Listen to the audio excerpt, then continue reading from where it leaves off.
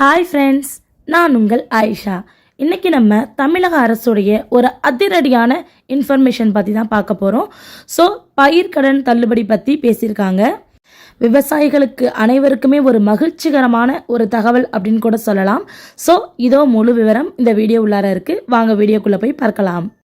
ஆக்சுவலாக பார்த்தீங்கன்னா இப்போ உள்ள இந்த காலகட்டத்தில் நம்ம தமிழகத்தில் பார்த்தீங்கன்னா விவசாய சாகுபடியுடைய பரப்பு அதிகரிச்சிருக்கு அப்படின்னு சொல்கிறாங்க. அது மட்டும் இல்லாமல் விவசாயிகளுக்கு கடன் மற்றும் வட்டி மானியம் இதெல்லாம் நிறைய இப்போ வழங்கப்பட்டு வருது. பொதுவாகவே பார்த்தீங்கன்னா விவசாயம் தான் ஒவ்வொரு நாட்டுடைய முதுகெலும்பு அப்படின்னு கூட சொல்லுவாங்க. அது மட்டும் இல்லை, விவசாயிகள் சேத்துல கால் வச்சாதான் நம்ம சோத்துல கை வைக்க முடியும் அப்படிங்கிற ஒரு பழமையான பொன்மொழி கூட இருக்குது. இதெல்லாம் கருத்தில் வச்சு தான் பார்த்தீங்கன்னா விவசாயிகளுக்காகவும் விவசாயத்துக்காகவும் பார்த்தீங்கன்னா பல்வேறு திட்டங்களை மத்திய மற்றும் மாநில அரசுகள் செயல்படுத்திக்கிட்டு வராங்க. அந்த வகையில் பார்த்தீங்கன்னா நம் தமிழக அரசு பார்த்தீங்கன்னா ரூபாய் 4200 கோடியையும் வட்டி தொகையாக 176 கோடியையும் நபார்டுக்கு விடுவிச்சிருக்காங்களாம். நபார்ட்னா என்னன்னு பார்த்தீங்கன்னா நம்ம national bank for agriculture and rural development அப்படின்னு சொல்லுவாங்க. தமிழில் தேசிய வேளாண்மை மற்றும் ஊரக வளர்ச்சி வங்கி அப்படின்னு சொல்லுவாங்க.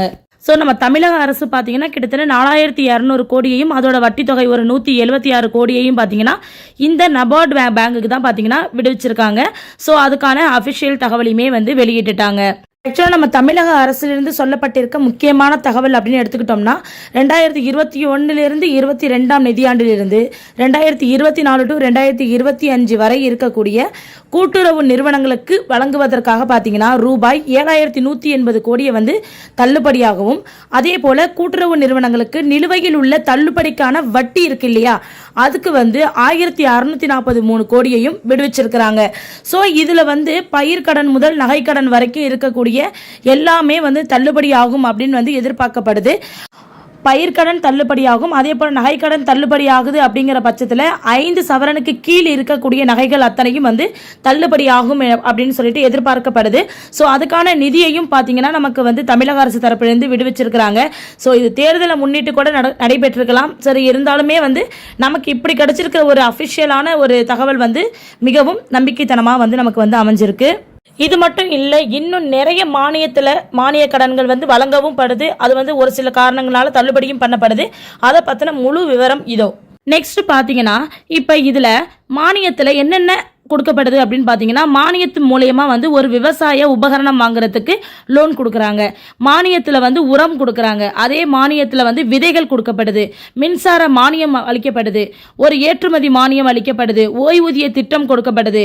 நேரடி விற்பனை நிலையம் நமக்கு மானியத்தில் கிடைக்கப்படுது. அதே போல் பார்த்தீங்கன்னா விவசாய உள்கட்டமைப்பு மானியம் வழங்கப்படுது. இப்படி பல திட்டங்கள் நடைமுறையில் இப்போ வரைக்குமே இருந்துட்டு தான் இருக்கு. இந்த திட்டங்கள் எல்லாமே பார்த்தீங்கன்னா சிறு பெரும் விவசாயிகள் எல்லாருக்குமே தான் அளிக்கப்படுது. ஆனால் பார்த்தீங்கன்னா ஒரு சிலருக்கு இந்த திட்டம் பற்றிய விவரங்கள் எதுவுமே வெளிவர தெரியறது கிடையாது. ஸோ அதனால் இந்த ஒரு வீடியோ அதை வெளிப்படையாக உங்களுக்கு எல்லாருக்குமே காட்டும் அப்படிங்கிற நம்பிக்கையில் தான் நான் இந்த வீடியோவை அப்லோட் பண்ணிட்டு இருக்கேன். நெக்ஸ்ட் பார்த்தீங்கன்னா குறிப்பாக கடன் மானியம் திட்டமும் செயல்படுத்தப்பட்டு தான் வந்துட்டு இருக்கு. ஸோ மானியத்தில் கடன் கூட வழங்கப்படுது. அந்த வகையில் பார்த்தீங்கன்னா விவசாயிகள் விவசாய கடன்கள் பெறும்போது கடனுக்கான வட்டி மானியமாக கொடுக்கப்படுது. ஒரு எக்ஸாம்பிளுக்கு பார்த்தீங்கன்னா நம்ம ஒரு லோன் எடுக்கிறோம் அப்படின்னா அந்த லோன் அசல் தொகையாக மட்டும்தான் இருக்கும். அதுக்கான வட்டி தொகையும் சேர்த்து தான் நம்ம கட்டுற மாதிரி இருக்கும். ஆனால் இங்கே பார்த்தீங்கன்னா அந்த வட்டியை இவங்க மானியத்தில் கழிச்சிடுறாங்க. நம்ம அசலை மட்டுமே திருப்பி செலுத்துகிற மாதிரி ஒரு சூழல் ஏற்படுது. இதனால் பார்த்தீங்கன்னா விவசாயிகள் கடனை திருப்பி செலுத்துறதுக்கு ரொம்ப ஈஸியாக இருக்குது அப்படின்னு சொல்கிறாங்க. ஸோ விவசாயிகளுக்கு அடையாள அட்டை அப்படின்னு சொல்லிட்டு ஒரு அட்டை வழங்கப்படுது. ஸோ இதன் மூலமாக பார்த்தீங்கன்னா அரசு வழங்கக்கூடிய பல சலுகைகளை விவசாயிகள் எளிதாக பெறக்கூடிய ஒரு சூழ்நிலையை ஏற்படுத்தி கொடுத்துருக்காங்க நம்ம தமிழக அரசு. இது போன்ற பல திட்டங்கள் மட்டும் இல்லாமல் பார்த்தீங்கன்னா விவசாய கடன் தள்ளுபடி திட்டமும் செயல்படுத்தப்பட்டு தான் வந்துட்டு இருக்கு. ஸோ இது போன்ற பல்வேறு திட்டங்கள் காரணமாக பார்த்தீங்கன்னா சாகுபடியானது ஒவ்வொரு வருஷமும் அதிகரிச்சுட்டே வருது அப்படின்னு சொல்றாங்க. நம்ம தமிழகத்தில் குறிப்பாக எடுத்துக்கிட்டிங்கன்னா கடந்த 2019 மற்றும் 2020 நிதியாண்டில் பார்த்தீங்கன்னா 1.47 கோடி ஏக்கராக இருந்த மொத்த சாகுபடியோடைய பரப்பு 3.23 லட்சம் ஏக்கர் அதிகரித்து இன்னைக்கு 2024 to 2025 ஆண்டில் 1.50 கோடி ஏக்கராக உயர்ந்திருக்கு அப்படிங்கிறது மிகவும் குறிப்பிடத்தக்க ஒரு விஷயமா வந்து கருதப்படுது. ஸோ இதன் மூலயமா பார்த்தீங்கன்னா நமக்கு ஒவ்வொரு வருடமும் சாகுபடியானது அதிகரித்து இன்னைக்கு வந்து 1.50 கோடி ஏக்கராக வந்து உயர்ந்த நிலையில இப்போ வந்து நமக்கு வந்து காமிச்சிட்டு இருக்காங்க. இது மட்டும் இல்லாம பாத்தீங்கன்னா விவசாய கடன் அட்டை திட்டத்தின் கீழே வந்து 7% வட்டியில பயிர் சாகுபடிக்கான செலவுகளை மேற்கொள்றதுக்கு தொடக்க வேளாண்மை கூட்டுறவு கடன் சங்கங்கள் வந்து குறுகிய கால பயிர் கடனை வழங்கிட்டு வராங்களாமா. அந்த வகையில பாத்தீங்கன்னா 2 லட்சம் வரைக்கும் பிணையம் இல்லாமலும், அதாவது வட்டி இல்லாம 2 லட்சம் வரைக்கும் வட்டி இல்லாமலும் 3 லட்சம் வரை பிணையம் பெற்றும் வழங்கப்படுது அப்படின்னு சொல்றாங்க. இந்த சூழ்நிலையில விவசாயிகளுக்கு தமிழக அரசு முக்கிய தகவலை இன்னொன்னையும் தெரிவிச்சிருக்கிறாங்க. இது வரைக்கும் இருந்தது இல்லாம இப்ப புதுசா ஒரு சில தகவலையும் வந்து தமிழக அரசு தரப்புல இருந்து கொடுத்திருக்காங்க. இது தொடர்பா தமிழக அரசு வெளியிட்ட தகவல்ல என்ன சொல்லியிருக்காங்கன்னு பாத்தீங்கன்னா, தமிழ்நாடு அரசு 4200 கோடியையும் வட்டி தொகை வந்து 176 கோடியையும் தேசிய வேளாண்மை மற்றும் ஊரக வளர்ச்சி வங்கிக்கு, அதாவது நபார்டுக்கு நான் ஃபர்ஸ்ட் சொன்னேன் இல்லையா, அங்க வந்து விடுவிச்சிருக்கிறாங்களாம்.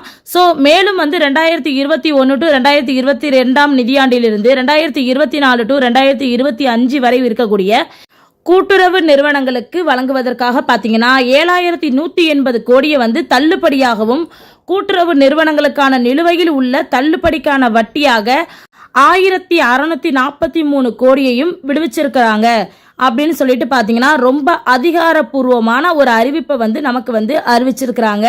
ஸோ இதன்படி பார்த்தீங்கன்னா கண்டிப்பாக வந்து பயிர்க்கடன் வந்து தள்ளுபடி ஆகும் அப்படின்னு வந்து நியூஸ் வந்து வெளிவந்திருக்கு. ஸோ இது மட்டும் இல்லை, இது மாதிரி நிறைய நியூஸ் வந்து விவசாயிகளுக்கு வந்து நிறைய நியூஸ் வந்து அப்டேட் ஆகிட்டு தான் இருக்குது. ஆனால் வந்து பார்த்தீங்கன்னா நிறைய நபர்களுக்கு வந்து இது மாதிரியான விஷயங்கள் வந்து தெரிய வரதே கிடையாது. ஒரு பெரிய தரப்பில் இருக்கக்கூடிய விவசாயிகளுக்கு மட்டுமே இது சம்மந்தமான விஷயங்கள்லாம் வந்து வெளிவரதே தவிர, அதை தவிர்த்து வந்து சிறு குறு விவசாயிகளுக்கு இது சம்மந்தமான இது மாதிரி கிடைக்கக்கூடிய மானிய கடனாக இருக்கட்டும், வேற எந்த கடன் தொகையாகவுமே இருக்கட்டும், எதுவுமே வந்து அவங்களுக்கு வந்து சரிவர வந்து தெரியறதில்ல. ஸோ அவங்களுக்குலாம் இது எல்லாமே போய் சேரணும் அப்படிங்கிறத கருத்தில் கொண்டு தான் பார்த்தீங்கன்னா இந்த வீடியோவை நான் வந்து மேக் பண்ணியிருக்கேன். ஸோ இது போல் வேற எந்த தகவல் வந்தாலும் கண்டிப்பாக நான் உங்களுக்காக அப்டேட் பண்ணுறேன். ஸோ அதுக்கு நீங்கள் நம்ம சேனலை சப்ஸ்கிரைப் பண்ணிட்டு பக்கத்தில் இருக்கிற பெல் ஐக்கானை டச் பண்ணி வச்சுக்கோங்க. இந்த தகவல் பார்த்தீங்கன்னா உங்களுக்கு பயனில்லாத தகவலாக கூட இருக்கலாம், ஆனால் அடுத்தவங்களுக்கு பயனுள்ள தகவலாக கூட இருக்க வாய்ப்பு இருக்கு. ஸோ அதனால கண்டிப்பாக இந்த வீடியோவை ஷேர் பண்ணுங்க. Okay, thank you, bye bye.